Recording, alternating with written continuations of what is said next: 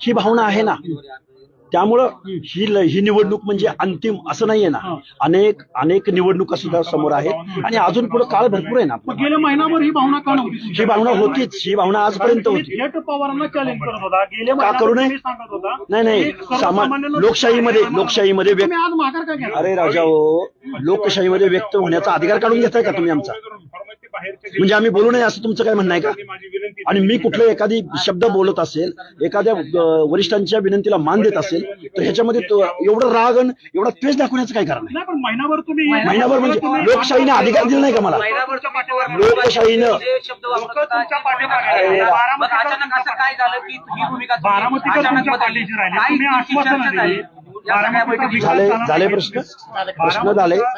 झाले प्रश्न मी आक्रमक बोलू? एक प्रश्न शेवटचा की तुम्ही बारामतीचा विकास झाला ना हे मुद्दे मांडले. प्रश्नच नाही. लोक तुमच्या मी आता म्हणलं का झालाय? लोकांना विश्वास दादा हो, मी आता म्हणलं का झालाय? अचानक युटर्न का?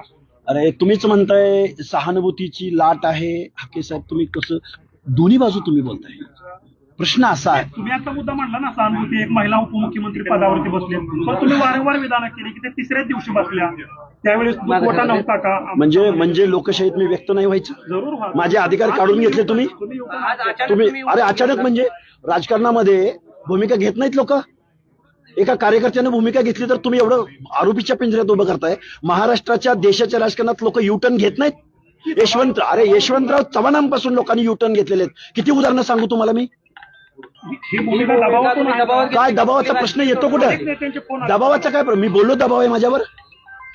मी एवढं म्हणतोय की मला रिक्वेस्ट केली, वरिष्ठांनी रिक्वेस्ट केली, निर्णय प्रक्रियेमध्ये असलेल्या, राजसत्तेमध्ये अंतिम पदावर बसलेल्या माणसांनी जर मला कॉल केला असेल, माझे प्रश्न जर काही सुटत असतील, माझ्या डेलिगेशनला ते निमंत्रण देत असतील तर मी का त्याच्यावर विचार करू नये? तर मी भांडत राहावं अशी तुमची भूमिका आहे?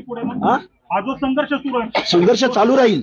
आमच्या शोषितांचे, वंचितांचे, पीडितांचे जर प्रश्न सुटत नसतील, महाराष्ट्राच्या बजेटरी सेशनमध्ये 0.5% जास्त तरतूद होत नसेल, आम्ही बोलायचं नाही. मी एखादं डेलिगेशन घेऊन गेलो म्हणजे मी त्यांच्याशी कॉम्प्रोमाइज केलं असं तुमचं म्हणणं आहे? मी ताईंना पाठिंबा दिला, एका महिलेला पाठिंबा दिला, महाराष्ट्राच्या उपमुख्यमंत्री पदावर असणाऱ्या एका महिलेच्या रिक्वेस्ट कॉलला मी सकारात्मक प्रतिसाद दिला. याच्यातून मला खलनायक ठरवताय तुम्ही? बारामतीचे काय प्रलंबित प्रश्न आहेत ते सोडवण्यासाठी पुढे तुम्ही अरे मी आंदोलक